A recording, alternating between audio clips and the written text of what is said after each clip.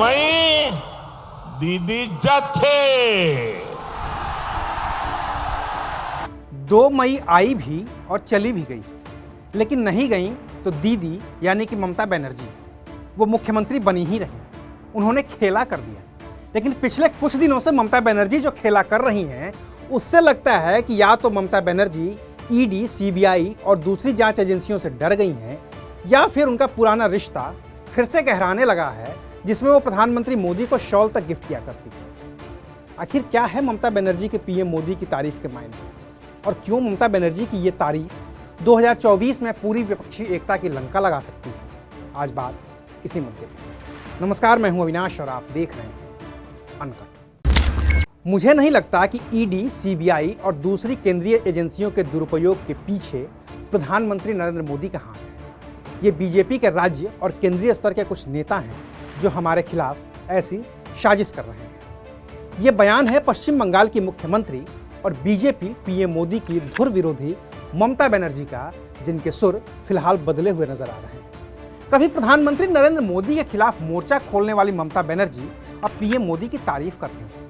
और ऐसे वक्त में वो पीएम मोदी की तारीफ कर रही हैं जब केंद्र की कई जांच एजेंसियां जैसे कि सीबीआई, ईडी और इनकम टैक्स टीएमसी नेताओं के खिलाफ लगातार एक्शन ले रही हैं।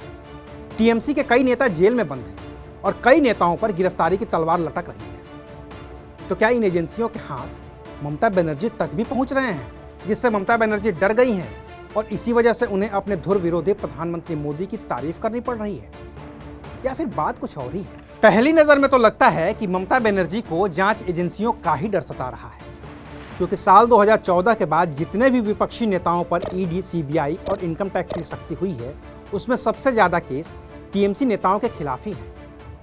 पश्चिम बंगाल सरकार के पूर्व मंत्री पार्थ चटर्जी तो घोटाले में गिरफ्तार भी हो चुके हैं। टीएमसी के बीरभूम जिला अध्यक्ष अनुव्रत मंडल भी पशु तस्करी के आरोप में जेल में है।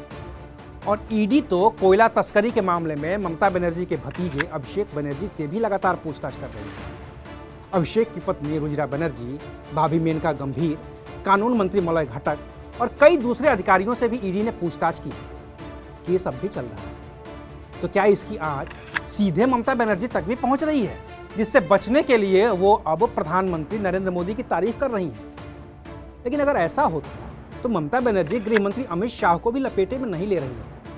ममता बनर्जी तो पीएम मोदी को क्लीन चिट देते हुए टीएमसी के खिलाफ चल रही जांच एजेंसियों की कार्रवाई के लिए गृह मंत्री को सीधे तौर पर जिम्मेदार बता रही हैं और कह रही हैं कि ये सभी जांच एजेंसियां गृह मंत्रालय के तहत आती हैं।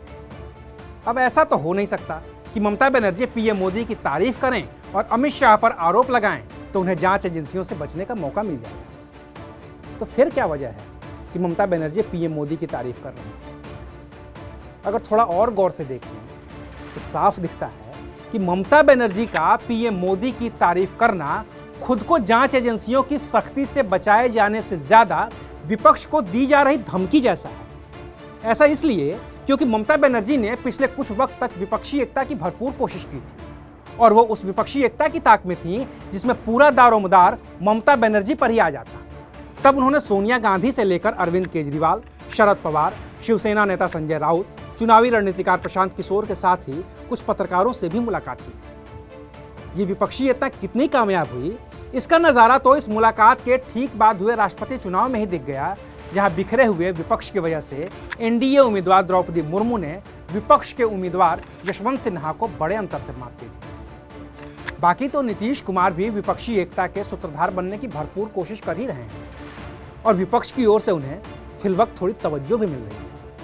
ऐसे में लगातार 3 बार से बंगाल की मुख्यमंत्री बन रही ममता बनर्जी को भी विपक्ष का साथ चाहिए ताकि वो भी केंद्र में बड़ी भूमिका निभा सके, और इसके लिए उन्हें विपक्ष का अटेंशन भी चाहिए होगा। अब ममता बनर्जी पीएम मोदी की तारीफ कर दें तो जाहिर है कि विपक्ष का अटेंशन तो ममता बनर्जी की तरफ होगा ही होगा, क्योंकि ममता बनर्जी जिस पश्चिम बंगाल की मुख्यमंत्री हैं वहां लोकसभा की कुल 42 सीटें हैं और 2024 के चुनाव में भाजपा विरोधियों के लिए ये सीटें जरूरी हैं।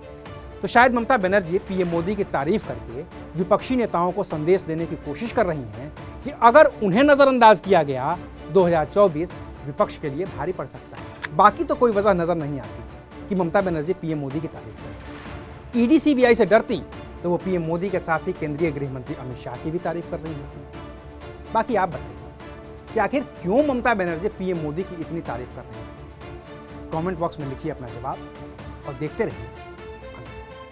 शुक्रिया।